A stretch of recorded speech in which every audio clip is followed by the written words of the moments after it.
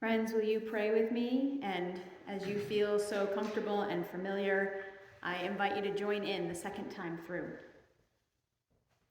Let the words of my mouth and the meditations of our hearts be acceptable in thy sight, O God. Let the words of my mouth and the meditations of our hearts be acceptable in thy sight, O God. Amen.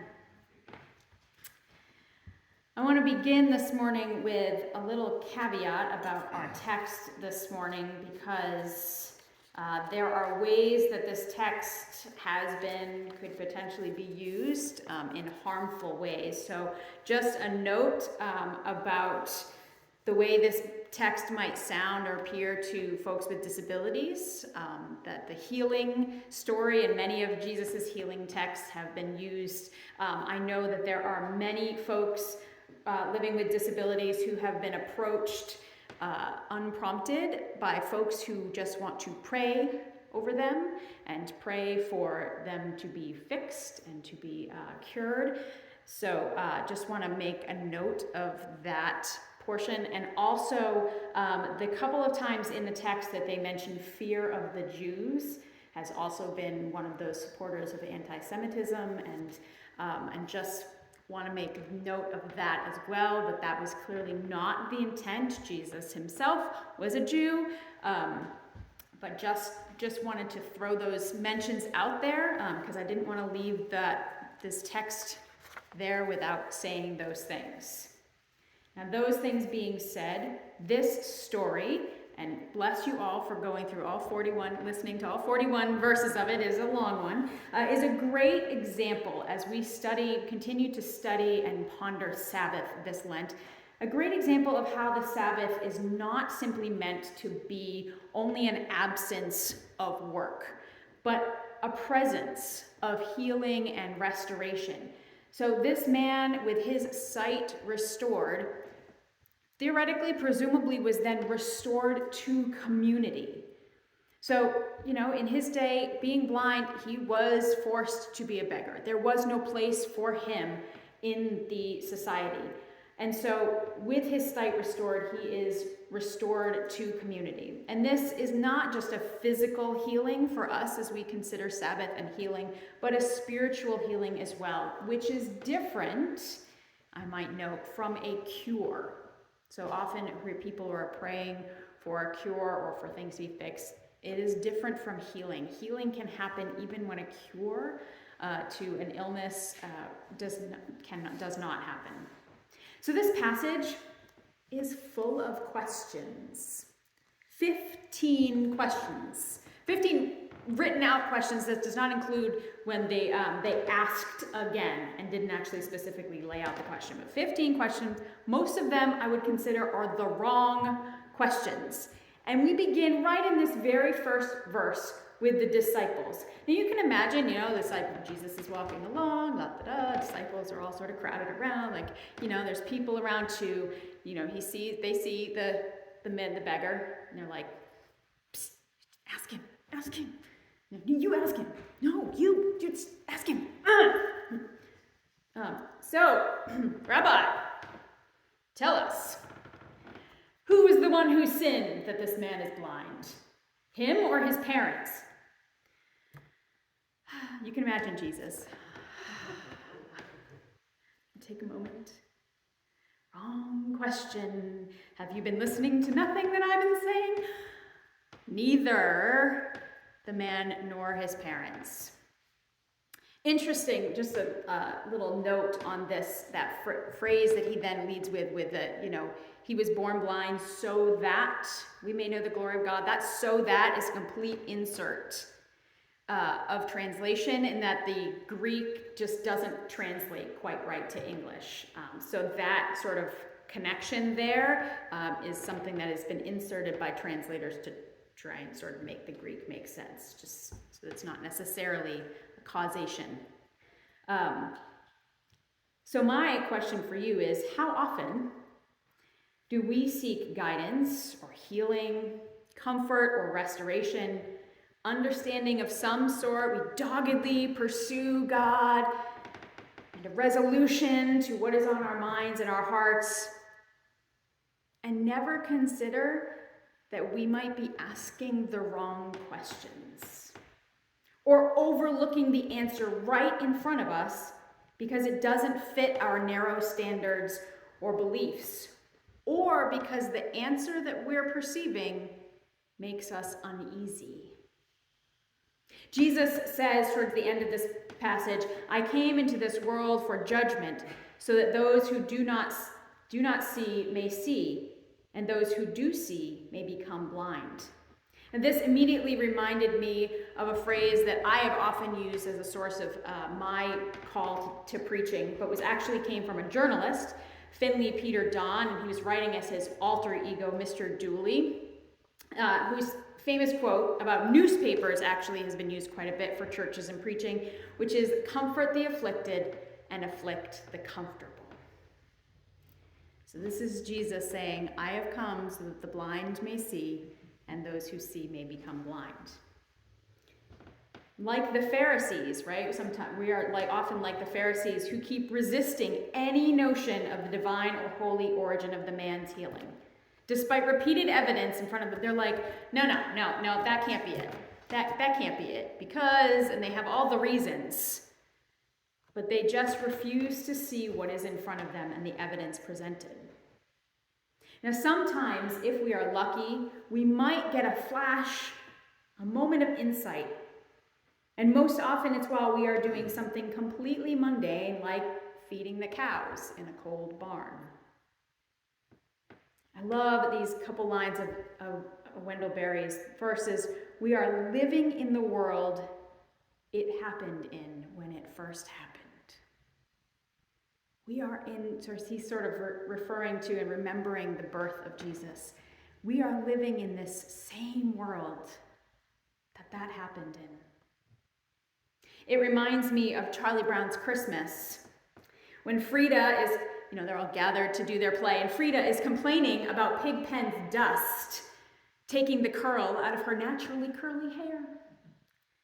And Charlie Brown says, "Don't think of it as dust. Think of it as maybe the soil of some great past civilization. Maybe the soil of ancient Babylon. It staggers the imagination. He may be carrying soil that was trod upon by Solomon or even Nebuchadnezzar." Pigpen responds with, "Sort of makes you want to treat me better, doesn't it?" Frida doesn't agree. She says, "You're a mess." But it just reminds me that we are in this world where such miracles occurred. We are treading on soil, putting our hands in soil that has been here for generation upon generation, millennia upon millennia. Recognizing that, we can totally change our perspective.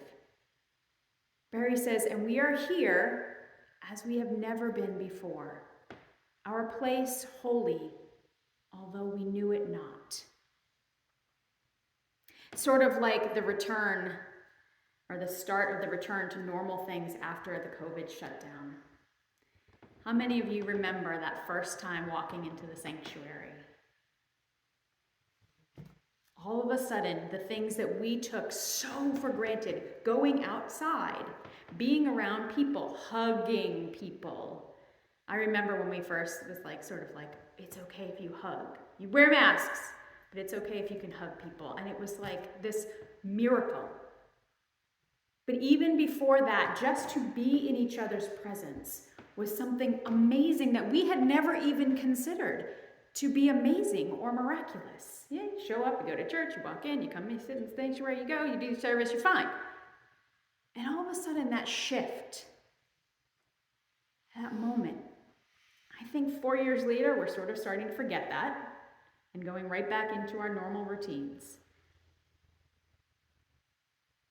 But maybe it's not luck that gives us this kind of insight, but instead a practice. Now, mindfulness is a word that is tossed around a lot in a lot of different places these days. But it's really a practice of paying attention to what is right now. And now is always changing. So in the moment, like that Barry quote, as we are here as we have never been before. We've never been in this moment before. So paying attention to your breath, the sensations of your body, awareness of what is around you down to the small details. So I'm going to ask you to try a little exercise. So close your eyes for a moment. Don't fall asleep, even though I'm sure you're all tired from losing an hour in time change. Now first, use all your other senses to observe what is happening around you.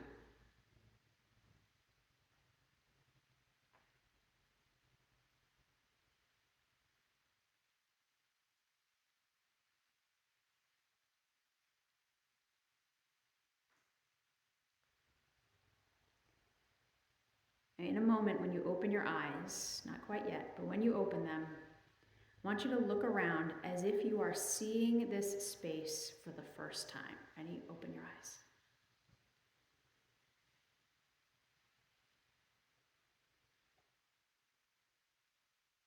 Just make a note of what you observe.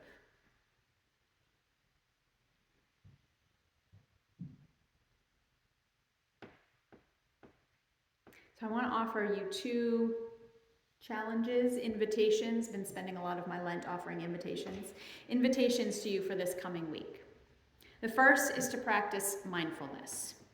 So you can set an alarm. If you have a smartphone, you can use, I've downloaded, we just talked about this in our See No Stranger class, Plum Village, which is Buddhist monk Thich Nhat Hanh's monastery in France. They have an app. And there's a bell of mindfulness, and you can set it to go off however often you want to. Just as a reminder to all of a sudden pay attention. You can pay attention when you're starting to feel maybe a little stressed and just notice. You can do it at meals, schedule, okay, every day, my meal, I'm gonna just pay attention. How this food tastes, who am I with, what's going on. Go outside, focus on the tiniest detail that you can, or on a particular sense. When we went to the BTS Center Convocation in Maine this fall, I went on this woodland walk, and one of the things that our facilitator did was have us stop and just take note of everything we could see, and then we'd walk a little farther and say everything you could hear, everything you could smell, and it was amazing what you could all of a sudden smell. You could like smell the mushrooms and the, everything that you wouldn't otherwise know necessarily. Try the eye closing exercise at home, where you just sort of open your eyes and look around like you've never seen it before. Whatever works for you, but just try to do a week of a practice of mindfulness. And then second, I want to invite you to consider one more question. And this comes from New Testament professor Lindsay S. Jodry. If Jesus' work was to make God known, how do we carry on that work? So if Jesus' work was to make God known, how do we carry on that work? And you can try to consider that as an individual and as a congregation. How do we carry on Jesus' work to make God known? And be mindful of the ways that your question might be answered in a manner that might disturb you, move you, or surprise you in their appearance. Try not to let, no, that can't possibly be it, get in the way. Try to just be open to whatever comes up. As we continue and begin to wrap up our exploration and practice of Sabbath on this Lenten journey over the next couple weeks, offer the prayer that Jesus, giver of sight and revealer of truth, offer us healing in whatever ways we most need, and the vision to notice the holy around and within us. Amen. Let us take just a few moments of silent reflection.